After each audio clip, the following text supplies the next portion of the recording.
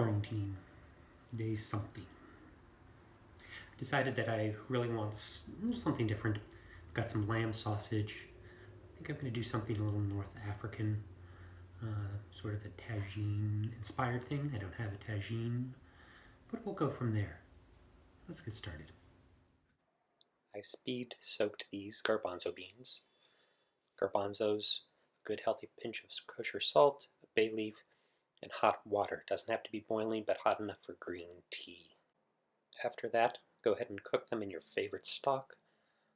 Drain off the water, keep the bay leaf, and just cook them till they're nice, tender, and plump. Now, a tagine is kind of like a casserole in that it is both the dish and the vessel. We don't have one of these beautiful tagines, so we're going to use this. Step 1, add a little bit of olive oil. You don't want the pan to be too hot. It would not be traditional. Also, it just wouldn't work as well. Next, we're going to go ahead and cook off our lovely lamb sausage right in there, low heat. Cover it up. While that's going, we're going to get a few things prepped. All right, so we're going to peel our garlic, then we're going to slice and dice our onion, celery, poblano, eggplant, and apricot. All right, now we're going to set aside our sausage. Now that it's cooked, it's always good to let your meat rest so you don't lose all the juices. And now we're going to add the onions right to the drippings. We're going to sweat those right there in those drippings. Save the flavor. We don't want to get any real color on the onions. We just want to sweat them. So much like we sweat, we're just getting the moisture from inside the onion to outside. Now we're going to add a little bit of salt. That's going to encourage the sweating, and pepper because it's always good to season in stages. So we're just going to let these go till they become nice and translucent and soft and gentle and tender. And when that happens, we're going to add our celery, just like so. And as these are sweating away, we're going to go ahead and preheat our oven to 350 degrees Fahrenheit. As you can see, everything's soft and tender and lovely and delicious, and we're going to go ahead and add our poblano peppers. Now the poblanos, we're just going to wait to get nice and fragrant. This should happen relatively quickly.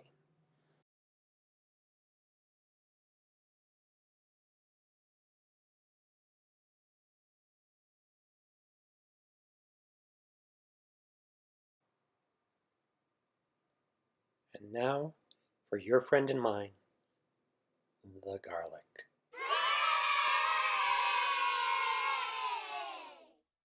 We're also going to add some cinnamon, star anise, clove, and nutmeg. This is something you see a lot in North African cuisine, not so much in European-derived cuisine. A little tomato and tomato liquid that was left over.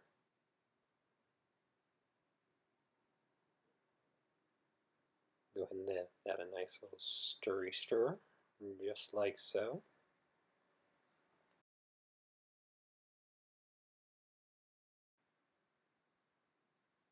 Now you may have asked yourself, Damien, why did we cook the garbanzo beans in our stock? Well, here's why. Stock absorbs into the beans, and then voila, it becomes the liquid for our tagine. One thing I did not pictured here was to salt the eggplant rather heavily when I diced it. So now when it goes in, it's relatively soft. This way, it'll just stew up beautifully and become the lovely deliciousness that we really, really want.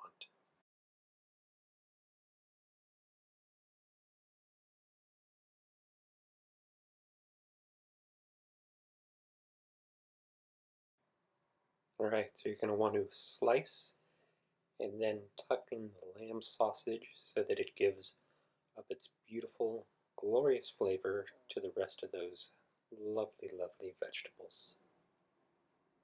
Just like so. Did I mention you should preheat your oven to 350 degrees Fahrenheit? You should preheat your oven to 350 degrees Fahrenheit. You can do this as you add your apricots.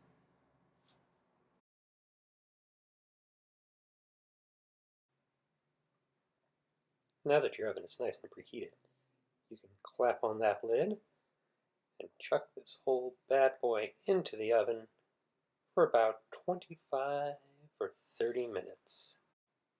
One thing I do like to do is check it about 15 or 20 minutes, and if the sauce seems a little thin, then you can add about a teaspoon or two of cornstarch slurry.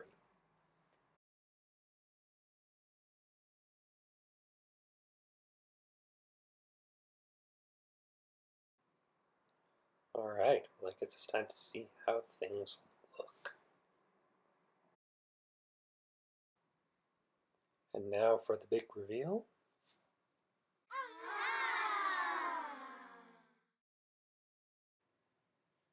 Now as you can see, we've got this saucy delicious. And one thing we're going to want to do is make sure that we taste this before we serve it. You always want to make sure that everything's seasoned before your guests get it. Let's give that a try right now. Perfect.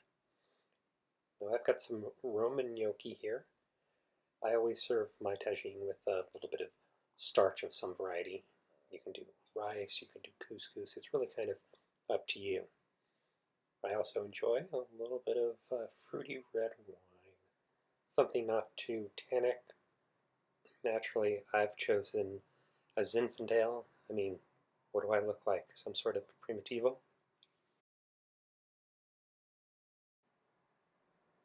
I'm going to go ahead and serve myself up a big bowl full. Now, if you have any questions, please ask below.